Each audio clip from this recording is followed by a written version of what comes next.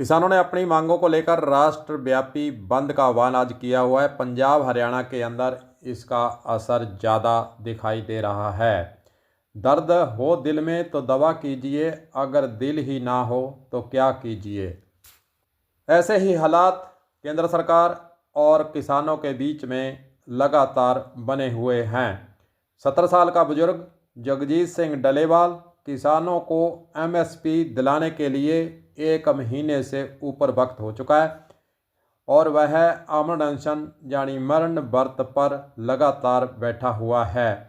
उनके बयान बार बार सामने आ रहे हैं कि शहीद होना ही मुझे मंजूर है, लेकिन हटूंगा नहीं, डटा रहूंगा और किसानों की मांगों के लिए सरकारों को झुका कर ही दम लूँगा, चाहे मैं इस संसार से विदा ही क्यों न हो जाऊं। बिना कुछ खाए पिए 1 महीने से ऊपर का वक्त गुजर चुका है। वह अपनी मांगों को लेकर अड़िग है, किसी के कहने में या समझाने में नहीं आ रहा है। उसका दिमाग एक ही वक्त उसके अंदर बैठा हुआ है कि शहीद होकर ही इस दुनिया से चला जाऊंगा और मांगों को मंगाकर जाऊंगा, या फिर इसी प्रकार मोदी के द्वारा जो हट लगाई गई है कि किसानों से बातचीत नहीं करनी है, इस वक्त को देखते हुए मैं चला जाऊंगा। इस प्रकार के भाग उसके द्वारा कई बार व्यक्त किए जा चुके हैं। किसानों की मांगों को लेकर मामला सुप्रीम कोर्ट के अंदर भी चल रहा है। सुप्रीम कोर्ट ने पंजाब सरकार को आदेश दिया हुआ है कि डल्लेवाल का अनशन तोड़वाया जाए।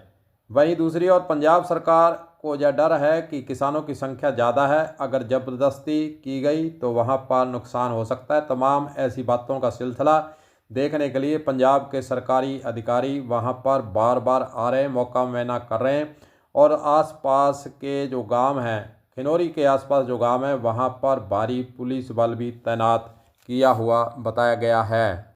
चलिए थोड़ी सी बात इस पर कर लेते हैं कि केंद्र सरकार का जो तर्क दिया जा रहा है कि किसानों को अगर एमएसपी सब फसलों पर दे दी गई तो देश के अंदर महंगाई बढ़ जाएगी, जनता पर आर्थिक भार का पहाड़ टूट जाएगा। इसमें कितनी सच्चाई है, या फिर बड़ी कंपनियों को नुकसान नहीं हो, इसका केंद्र सरकार को चिंता सता रही है। किसान नेताओं का कहना है कि केंद्र सरकार ने 2021 के अंदर एमएसपी देने का वादा किया था, जब दिल्ली के चारों तरफ किसानों ने धरना लगाया था और तीनों कृषि कानून वापस लिए गए थे। कमेटी बनाने की बातें हुई थी और 3 महीने के अंदर अंदर किसानों को तमाम ऐसी चीज़ों पर एमएसपी देने का वादा सरकार पूरा करेगी जो किसानों के द्वारा लिखित के अंदर बात दी गई है। किसानों के बीच में 2021 में कई दौर की वार्ताएं केंद्र सरकार के मंत्री और अधिकारियों के बीच में हुई, लेकिन वह छलावा ही समझा गया। किसानों ने कहा कि बातों से कुछ नहीं बनने वाला और संघर्ष अगर करेंगे तो ही कुछ मिल सकता है। इसलिए किसानों के द्वारा फरवरी के अंदर यह आंदोलन शुरू किया गया, जो अभी तक खनौरी बॉर्डर, सिंघू बॉर्डर और रतनपुरा बॉर्डर पर शुरू किया हुआ है और लगातार अपने किसानों की संख्या को बढ़ाते हुए इस आंदोलन को किसान चलाए हुए हैं। हालांकि केंद्र सरकार के द्वारा एक प्रयास किया गया कि 40 देशों से मिलकर भारत सरकार जो है WTO से बाहर आना चाहती थी, लेकिन पता नहीं फिर उसके बाद किस दबाव में सरकार आई और WTO से केंद्र सरकार और भारत सरकार बाहर नहीं हो पाई। किसानों के द्वारा कहा गया कि सन 2018 के अंदर किसानों की इनकम जो रिपोर्ट कह रही थी, जो इनकम रिपोर्ट पेश हुई थी, देश के अंदर 42,000 मंडियां होनी चाहिए। एक रिपोर्ट के मुताबिक पूरे देश के अंदर 42,000 मंडियां होनी चाहिए। सरकार मंडियों से पीछा छुड़वा रही है। एमएसपी तभी मिलेगी जब मंडी व्यवस्था कायम रहेगी। केंद्र सरकार का जो तर्क है कि एमएसपी देने से महंगाई बढ़ जाएगी, लेकिन किसानों का इसका जो जवाब उन्होंने दिया है, किसानों का कहना है कि व्यापारियों पर सरकार लगाम लगाए तो महंगाई कम हो सकती है। किसानों के द्वारा महंगाई नहीं बढ़ाई जा रही है, व्यापारियों के द्वारा जो काला बाजारी कर रहे हैं उनके द्वारा देश के अंदर महंगाई को बढ़ाने का सिलसिला शुरू किया हुआ है। आप एक उदाहरण से इस बात को समझ सकते हैं कि किसान से 5 रुपये किलो की चीज़ खरीदकर 500 रुपये में व्यापारी बेच रहा है, उस पर सरकारों का कोई कंट्रोल नहीं है। डॉक्टर मनमोहन सिंह सरकार के अंतर्गत 2018 में किसानों की कर्ज माफ़ी भी हुई थी। उसके बाद मोदी सरकार ने जब से देश का जिम्मा संभाला है, किसानों का कोई भी कर्ज माफ़ नहीं किया गया। किसानों का रोप यही है कि बड़ी बड़ी कंपनियां, बड़े बड़े घरानों का कर्ज जो है मोदी सरकार के द्वारा कई बार माफ़ किया गया, जो कि करोड़ों के अंदर है। लेकिन किसानों की जब बात आती है तो मोदी सरकार और केंद्र सरकार और राज्य सरकारें अपने हाथ पीछे खींच लेती है। सरकारें कोई भी रही हो, चाहे कांग्रेस सरकार रही हो, चाहे जनता दल सरकार रही हो, और चाहे फिर अब बीजेपी सरकार रही हो, किसी भी सरकार के द्वारा जो किसानों की मांगे थी, स्वामीनाथन की रिपोर्ट थी, लंबे समय तक लंबित किए हुए हैं, उसको लागू अगर कर दिया जाता तो इस प्रकार ठंड के अंदर, बरसात के अंदर किसानों को धरना प्रदर्शन करने के लिए मजबूर नहीं होना पड़ता। अगर व्यापारियों के द्वारा मोटे रूप से जो वस्तुएं बेची जाती हैं उनके सरकार रेट अगर फिक्स कर देती है, तय रेट कर देती है, और तय रेट से ज़्यादा मुनाफा नहीं लेने का पाबंद कर देती है, तो महंगाई अपने आप कम हो जाएगी। देखिए, एक उदाहरण आपको बताते हैं कि देश के अंदर प्याज, टमाटर, लहसुन, तीन चीज़ों ने सबको रुलाया है। सबको पता है महंगा सब खरीद रहे हैं। 5 रुपये प्याज खरीदा गया और बेचा उसको जाता है 80 और 100 रुपये के अंदर। टमाटर 10 रुपये खरीदा जाता है और 125 रुपये टमाटर को बेचा जा रहा है। लहसुन 10-15 रुपये 20 रुपये के बीच में खरीदा और 400 रुपये उसका रेट अब चल रहा है। व्यापारियों के द्वारा यह महंगाई बढ़ाई गई है, किसानों को इसका मुनाफा नहीं दिया गया है। व्यापारी जो है काला बाजारी कर जब चीज़ों को महंगी कर बेचते हैं तो व्यापारी मालामाल होता है, किसान तो कंगाल होता जा रहा है। व्यापारियों पर कार्रवाई नहीं करना, इसके पीछे भी राज छुपे हुए हैं। सरकारों को चुनावी चंदा व्यापारियों और बड़ी कंपनियों से ही तो आता है, तो इन पर सख्ती इसलिए तो नहीं होती है कि सरकारों को चिंता रहती है, चाहे सरकार कोई भी हो, पार्टी कोई भी हो, सबको चुनाव के लिए अंधाधुंध लोगों को गुमराह करने के लिए, लोगों को पैसे के बल पर अपनी सत्ता को बचाने के लिए जो काम देश के अंदर होते हैं, वह सभी व्यापारियों और बड़ी कंपनियों से जो चंदा आता है उसी के सहारे तो सरकारें यह काम करती है। इसलिए व्यापारों पर कोई अंकुश नहीं लगा रही है सरकार। काला बाजारी को रोकने में असफल है, फेल साबित है।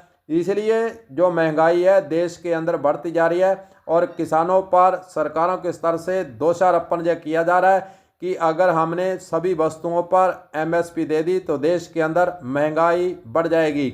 लेकिन इसके विपरीत सरकारें जो व्यापारियों और बड़ी कंपनियों पर अगर सख्ती करे और रेट तय कर दे कि इससे ज़्यादा आप इससे बेच नहीं पाएंगे, तो फिर महंगाई पर लगाम लगाना आसान हो सकता है। लेकिन सरकारें कोई भी हो ऐसा कभी नहीं करेगी, क्योंकि उनके जो राज हैं वह खुल जाएंगे और फिर चुनावी चंदा जो उनकी तरफ से दिया जाता है वह बंद हो जाएगा।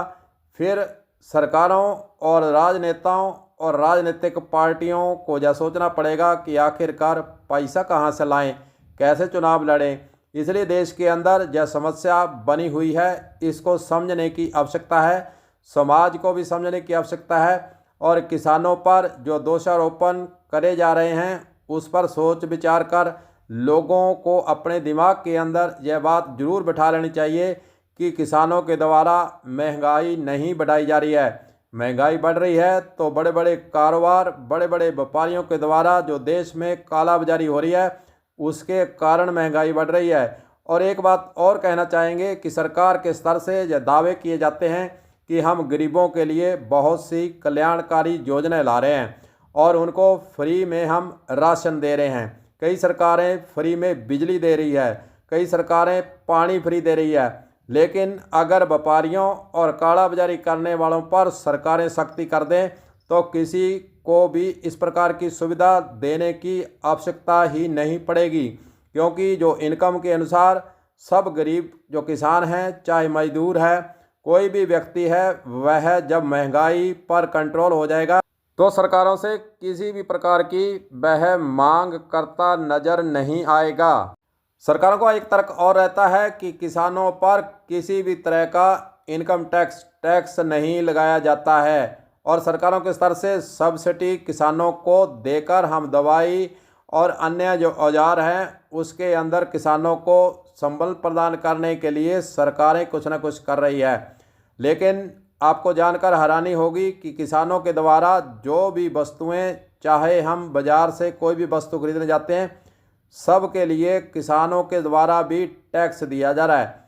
चाहे आप रोड टैक्स की बात कर लें, चाहे आप मोटर खरीदने के वक्त बात कर लें, चाहे आप कोई भी औजार खरीदें, चाहे आप कोई भी वस्तु खाने पीने की, पहनने की खरीदते हैं, सब पर जीएसटी और अन्य प्रकार के जो राज्य सरकारों के द्वारा टैक्स सेस लगाए गए हैं, उन सब का जो पालन करते हुए किसान भी टैक्स पूरे भारत के अंदर दे रहा है। लेकिन यह सरकारों के स्तर से एक मनमाना जो है बिना सोचे समझे एक बयान जारी कर दिया जाता है कि किसानों पर कोई टैक्स नहीं लगता है, लेकिन सभी वस्तुओं पर टैक्स किसान भी देता है, मजदूर भी देता है और जो बड़ा व्यापारी है वह भी टैक्स देता है। कुल मिलाकर बात यही निकलती है कि सरकारों के स्तर से बड़े व्यापारियों और बड़े कारोबारियों को जिनसे चंदा मिलता है उनको बचाना है और किसानों को एमएसपी नहीं देकर इसी प्रकार आंदोलन करने के लिए मजबूर करना और उन्हें इसी प्रकार रुलाना है। कलम न्यूज के लिए गुरदेव सिंह सैनी की हनुमानगढ़ से खास रिपोर्ट।